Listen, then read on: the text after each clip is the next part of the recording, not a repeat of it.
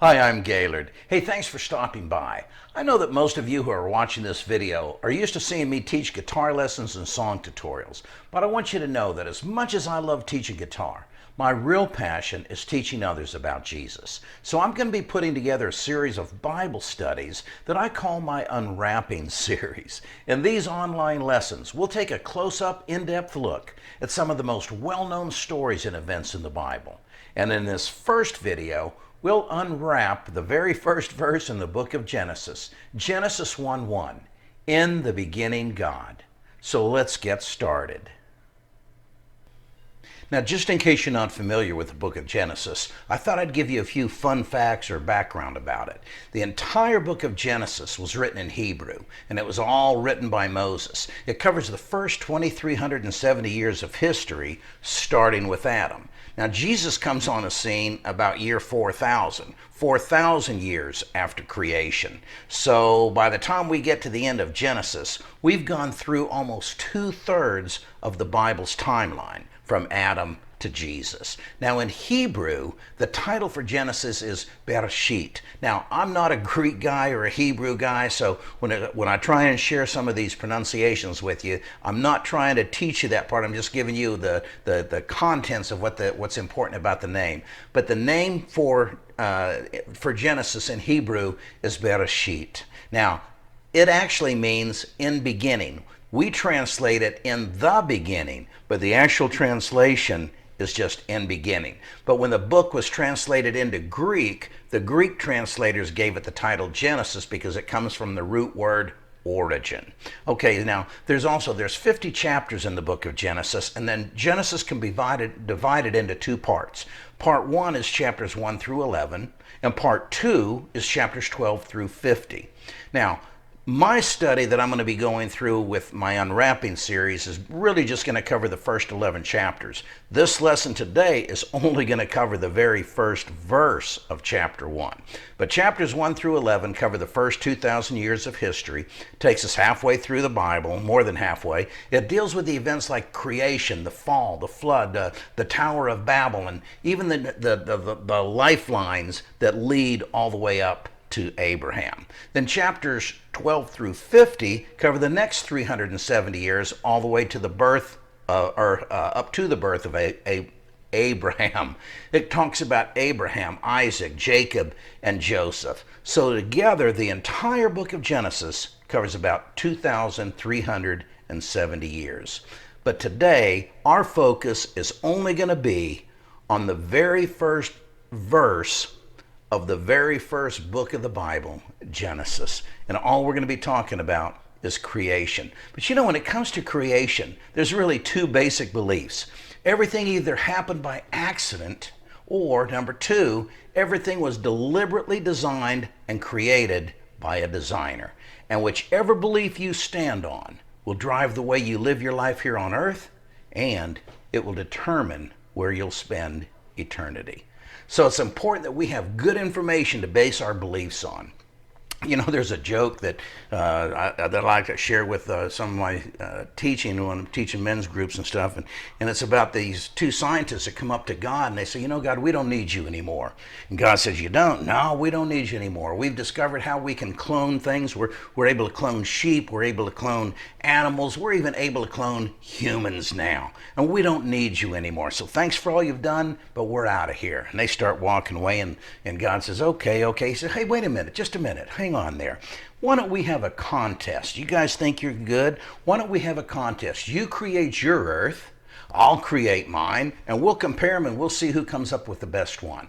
The scientists thought, man, this is great, let's do it. So the first scientist reaches down, he grabs some of the dirt of the earth, and the Lord grabs his hand and he shakes his hand and he shakes it and he says, oh no, you go create your own dirt. You see, in Genesis, it's all about the beginning.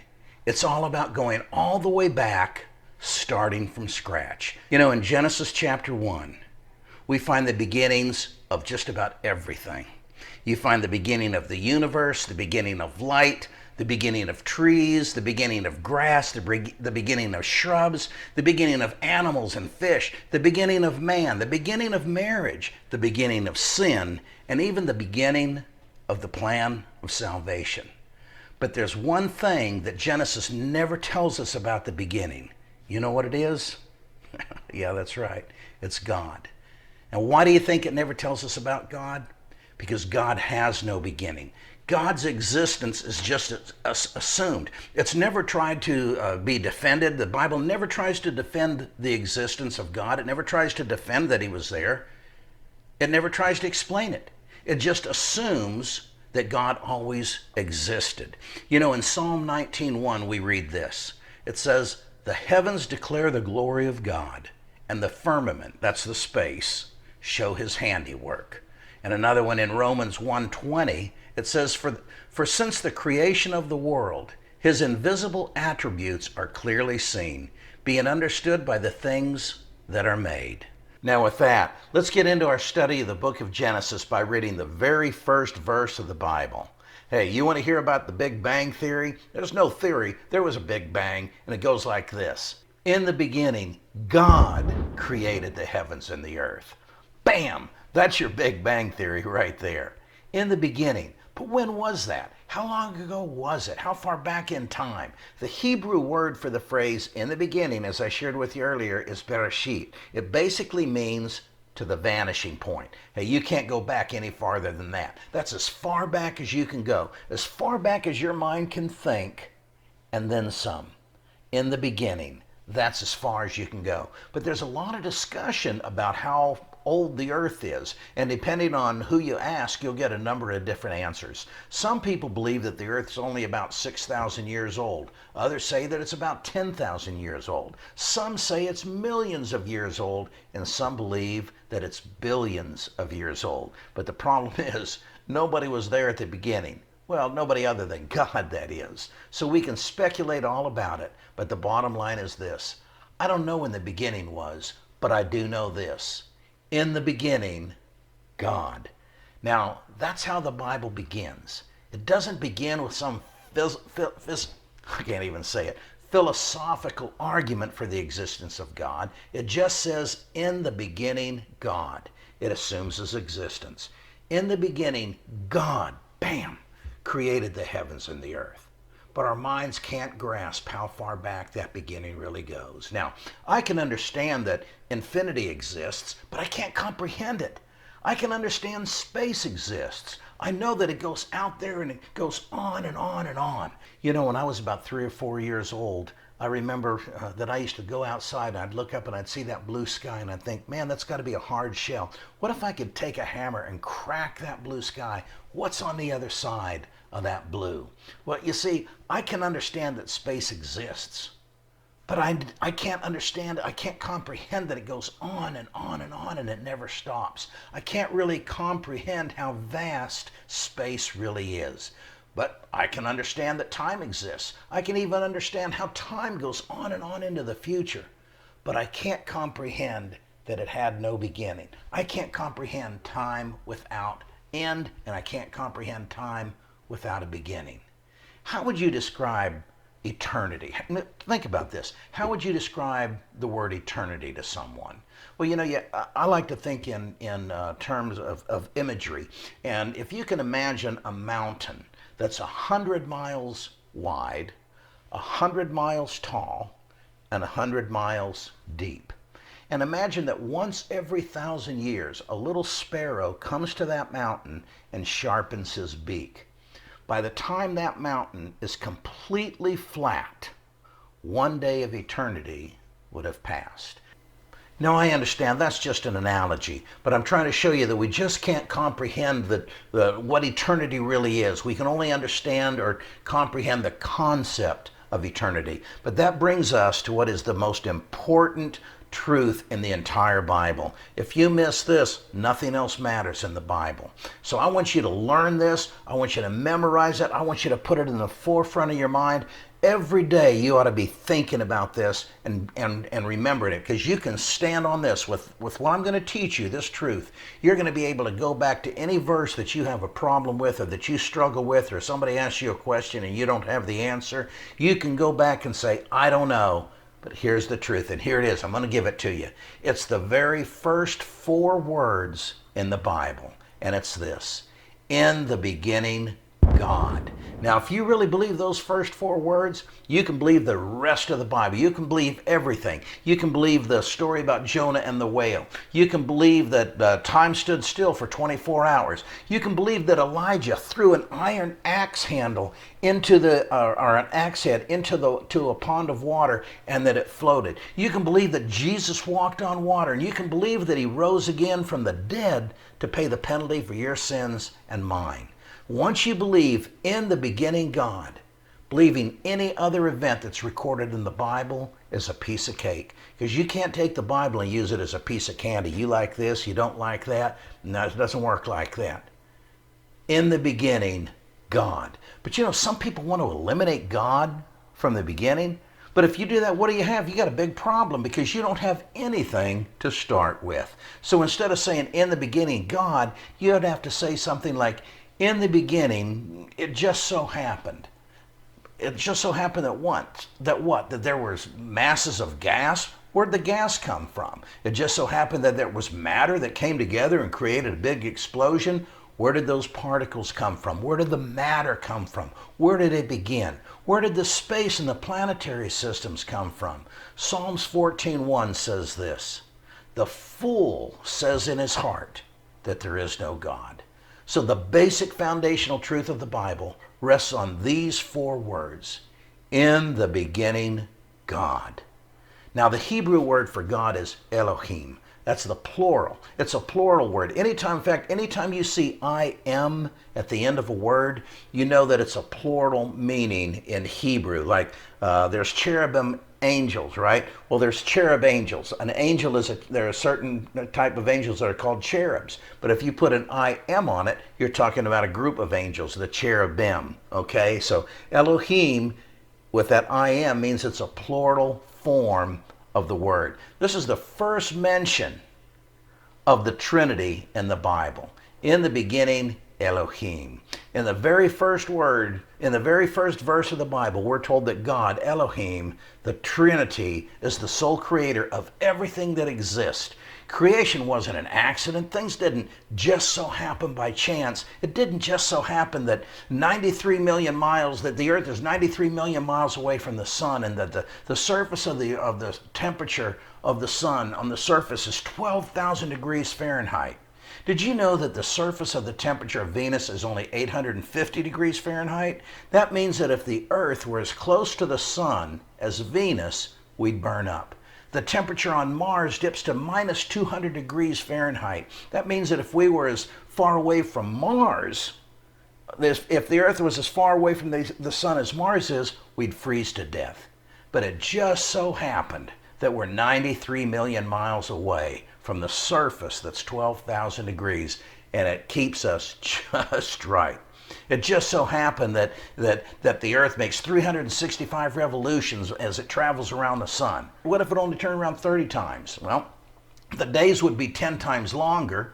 That would be alternating between burning and freezing.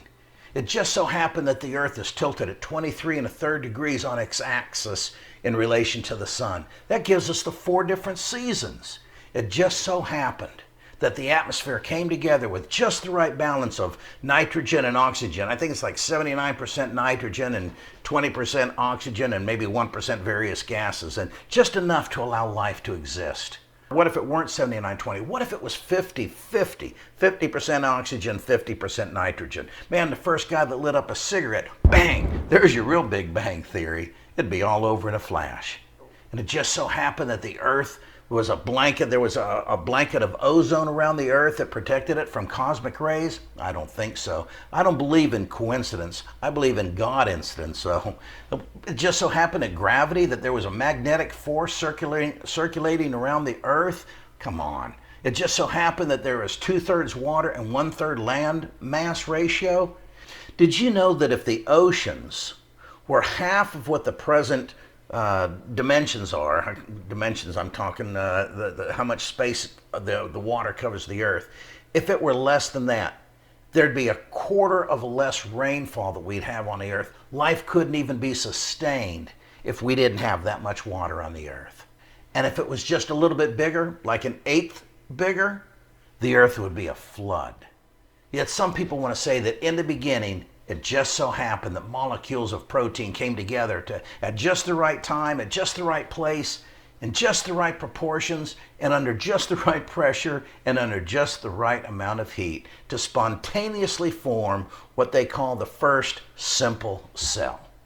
For me, it's a whole lot easier to believe that in the beginning God created the heavens and the earth than it is to believe that in the beginning it just so happened. But there's still a lot of people that believe that theory. But there's two big problems with it. Problem number one is what they call the law of first cause. You see, you can go back as far as you want to go, but however far back you go, wherever you begin, you still have to deal with what's referred to as first cause. Where did that first thing come from? No matter where you begin, something had to come from something else to start the process. There has to be a first cause. Well, what about the first cause of God? Well, God has no first cause. He always was. God had no beginning. So how would you explain that God did not have a first cause? Well, let's just say that for the sake of argument, God did have a first cause. Let's say that God was created by someone else. If that were so, and it's not, but if it were, then God would be accountable to the one who created him. But even with that, you and I, we're still accountable to God since God created us. So it still leaves you and me accountable to God. But God did not have someone else. There is no first cause of God. God always was. The second biggest problem with the "it just so happened" theory is that it contradicts the second law of thermodynamics. Now, in short, the second law of thermodynamics says that order does not come from chaos. Well, what are some of the things that cause chaos? Where have we seen chaos? Well, we saw chaos when the federal building was blown up in Oklahoma City. We saw chaos in the school shootings in Columbine and Paducah, Kentucky, and Sandy Hook. We saw chaos at 9/11. Those pictures of the airplanes deliberately crashing into the World Trade Center and the Pentagon, they're ever going to be etched in our minds. The threat of anthrax, remember that? Or smallpox, or E. coli, or nuclear warheads. And now we have the pandemic, the coronavirus. That causes chaos. And those are just some of the things that chaos can come from. Chaos is also disorder. You want an example of disorder? Here's an example. Think of this. Imagine you take a sheet of plywood, a big 4x8 sheet of plywood, and you get a big bag of marbles. And on that plywood, you put it in the back of your truck, and you assemble with all the colors and all of that, real nice, all the colors of the United States, and you assemble a picture of the United States on that cardboard using all of the marbles. All of your states are color-coded and all of that, and you're so proud of it, you want to drive that over to your pastor's house to show him. Well, when you get over to your pastor's house, do you think that those marbles will have combined into another order to where it shows the names of the states maybe for each one of those? Or do you think those marbles are going to be scattered all over the back of your truck? I can tell you they're going to be scattered over the back of your truck. Why? Because in the beginning, God created the heavens and the earth. Now let's take a look at that word created. Now in Hebrew, that word for create is an interesting word. The word is called bara, B-A-R-A, and I'm not saying it correctly, but you get the gist of it. It's called bara. Now, only God can bara. It means create out of nothing. But it's an interesting word because we really don't know exactly what it means. It's used 3 times there in Genesis, but it's only used by God. Only God can bara. Only God can create out of nothing, but it also means to fatten or to fill. It's used when he created the heavens and the earth. It's also used when it says he created man. He fattened man. He filled man. What did he fill man with? He filled man with his breath, with his spirit. But only God can bara. That's an interesting word. The other word there that is in Hebrew, this word for created, is a word called asah. That word describes the act of making something or forming something or using existing materials. You and I do not bara. We asah. We make things. When we build furniture, we build whatever you want to build. You create it out of existing materials. So let's look at that first verse again. In the beginning, God created the heavens and the earth. You know that in the original Hebrew, the word for heavens is shamayim. At the very end, I'm going to put that word on the screen for you. Notice those last two letters, I am. Remember what we said, when you see I am at the end of the word, it's a plural form. So it's the plural form of the word, so it should be translated heavens. Now, some Bible translators use the singular form, but it really should be, with that I am, it really should be the plural form. That's the way it's used depends on how those translators interpreted the context of the verse, but that I am makes it plural. Now, you know, the Bible actually tells us there are really three heavens. The first heaven is the atmosphere that the birds fly in. It's the atmosphere it's the air that we breathe. It's where the birds are. The second one is the space. It's out there where the planets are, where all the galaxies are. And the third heaven is God's abode. It's where God dwells. Well, where's God's abode? It's everywhere. But this verse only includes the creation of the first heaven and the second heavens. That's the two. There's where you get your plural, first heaven and second heaven. The atmosphere and the space. It leaves out the third heaven, God's abode. Well, because God's abode already existed. It was already there. Now keep in mind that this is one of those words that we really don't have a direct, definite answer for. So what do? When we don't know exactly, we go back to those first four words of the Bible, in the beginning God, and we stand on that. Have you ever thought about how vast the heavens really are? How big is space? How far out does it go? Do you think it goes on and on like science is telling us, that it just keeps going and it's getting bigger? Well, our galaxy, think of this, our galaxy, the Milky Way, is 10,000 light years wide by 100,000 light years long. Now, light travels at 186,000 miles per second. So that means that if you could hop on a ray of light and travel on it at 186,000 miles per second, in 1 second you could go around the Earth 7.5 times. In 1.5 seconds you'd sail past the moon. In 2 minutes and 18 seconds you'd sail past Venus. And in 4 minutes you'd sail past Mercury. In 7.5 minutes you'd zoom past the sun. In 4 hours, you'd be past Pluto. And in 4 years and 4 months, you'd make it to the nearest star, Alpha Centauri. But even if you're traveling at the speed of light, 186,000 miles per second, it would take you 100,000 years to get from one end of our galaxy, the Milky Way, to the other. And since once you get to the other side of the Milky Way, you haven't even left the front yard, because it's estimated that there are millions or even billions of other galaxies beyond that. So when you think about what do you think the chances are it just so happened? Extremely rare. Actually, it's impossible. You know, I want to share one thought with you. I know that we hear some scientists say that the Earth or the universe is continuing to expand. I find it interesting that when you read through Genesis, God created this and he rested. That means that he was done with everything that he was going to create. So it's not continuing to expand. I don't know how far it is, but I know it's finished. Now look, we don't know everything there is to know in life, but we know and we can stand on and be sure of this. In the beginning, God. Now let's look at that next word in this verse, earth. Our minds can think in word pictures. When I say the word apple, most of us see a piece of a red fruit in our mind. So when you hear the word earth in verse 1, what picture comes to your mind? Well, for me, I see a round oval object with blue and brown colors on it. What do you see? Well, when you look closely at the scriptures, the Bible paints a completely different picture.